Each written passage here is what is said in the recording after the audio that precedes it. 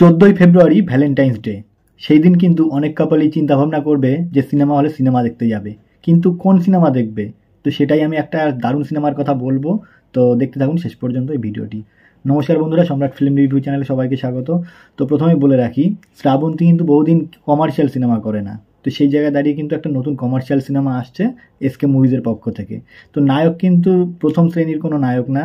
শ্রাবন্তী যেসব নায়কদের সঙ্গে, সুপারস্টারদের সঙ্গে সিনেমা করে এসেছে, যেমন ধরুন দেব বা জিৎ বা অঙ্কুশ, তো যাই হোক না কেন, তো সেই রকম নায়ক কিন্তু না। এবার কিন্তু নতুন ঘরানার নায়ক আসতে চলেছে। নায়কটার নাম হচ্ছে জিতু কামাল। তো জিতু কামাল এর আগে আমরা দেখেছি কিন্তু, একটা সিনেমা, নির্দিষ্ট একটা সিনেমা আছে, সেটার নাম বলছি না। তো সেই সিনেমাটা কিন্তু হিট হয়েছিল, সুপার হিট হয়েছিল। তো সেইখান থেকে কি চিন্তা ভাবনা করলো পরিচালক বা এসকে মুভিজ, যে ওই আর্ট ফিল্মের জগৎ থেকে এনে এই কমার্শিয়াল সিনেমায় দাঁড় করানো যায় কিনা। যেহেতু একটা ভালো, জিতু কামাল কিন্তু ভালো অভিনয় করে নিঃসন্দেহে। তো সেই জায়গায় দাঁড়িয়ে একটা কমার্শিয়াল সিনেমার নায়ক করা যায় কিনা একটা কিন্তু ট্রাই করলো। তো দেখা যাক এখন সিনেমাটা কেমন হয়। তো সিনেমার দুটি গান এসেছে। তো একটা গান হচ্ছে ও ম্যাডাম, আর একটা গান হচ্ছে হাওয়া হাওয়া। তো দুটো গানই আমি দেখলাম। দুটো গান দেখে কিন্তু আমি স্যাটিসফাই হতে পারলাম না, একদম ক্লিয়ার কথা বলে দিলাম। কারণ দুটো গানই কিন্তু একই ঘরানার গান, এবং দুটি গানই একজনই করেছে, সে হচ্ছে নাকাশ আজিজ। তো গান দুটো আমি শুনলাম এবং ভিডিওগুলোও দেখলাম, দুটো ভিডিওই দেখলাম, গানের ভিডিও দুটি। কিন্তু আমার মনে হচ্ছে যেন গান দুটোই একদম সেম সেম, কোনো ফারাক নেই। একটা কমার্শিয়াল রাস্তাঘাটে গান করতে হবে, নাচ করতে হবে, কমার্শিয়াল সিনেমা বলে, তো সেরকমই হয়েছে।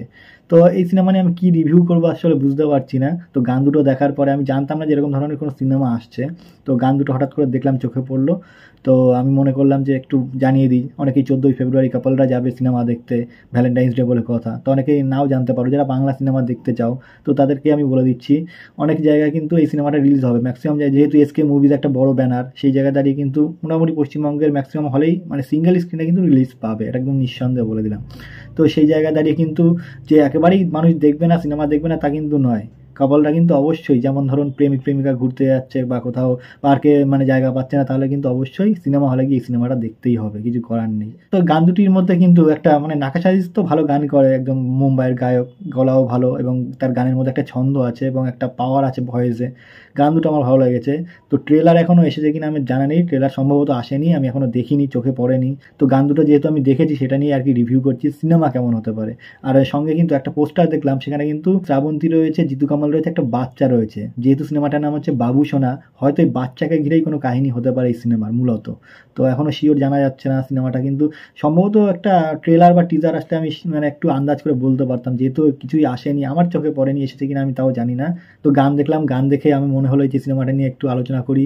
অনেকেই হয়তো জানো না যে সিনেমাটি আসছে, সিনেমাটা সবার তো জানা উচিত। যেহেতু শ্রাবন্তী একজন প্রথম সারির নায়িকা ছিল, এখনও প্রথম সারির নায়িকা আছে কিনা আমি জানি না ঠিক, তবে যেহেতু সে সিনেমা করেছে, সেই জন্য কিন্তু আমি ভিডিওটি করলাম, এবং সবার জানা উচিত বলেই আমি করলাম।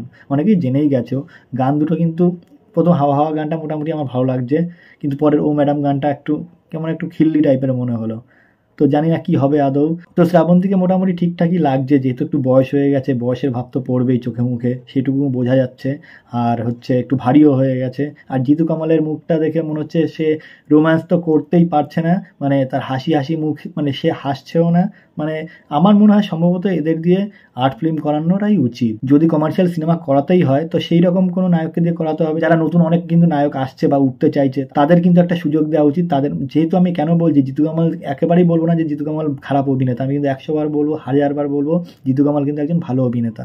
কিন্তু আমার মনে হচ্ছে এখানে তাকে মানাচ্ছে না, কমার্শিয়াল ঘরানায় তাকে মানাচ্ছে না। তো এখন দেখার বিষয় হচ্ছে, যেহেতু কমার্শিয়াল গানে মানাচ্ছে না, এখন অভিনয়টা কেমন মানায় সেটাই হচ্ছে এখন দেখার বিষয়। তো এখন দেখা যাক টিজার বা ট্রেলারটা রিলিজ করার পরে কেমন অভিনয় করছে সেটুকু কিন্তু আন্দাজ পাওয়া যাবে, এবং সিনেমা রিলিজ করার পর তো পুরোপুরি ধারণাই পাওয়া যাবে যে জিতু কামাল কেমন অভিনয় করলো।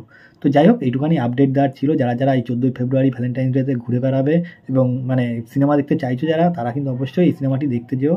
শ্রাবন্তীর পক্ষ হয়ে বললাম, যেহেতু শ্রাবন্তী একজন সিনিয়র নায়িকা, অনেকদিন থেকে অভিনয় করছে, ভালো ভালো সিনেমা হিট দিয়েছে, তো তার সিনেমাও দেখা উচিত, জানা উচিত সবার।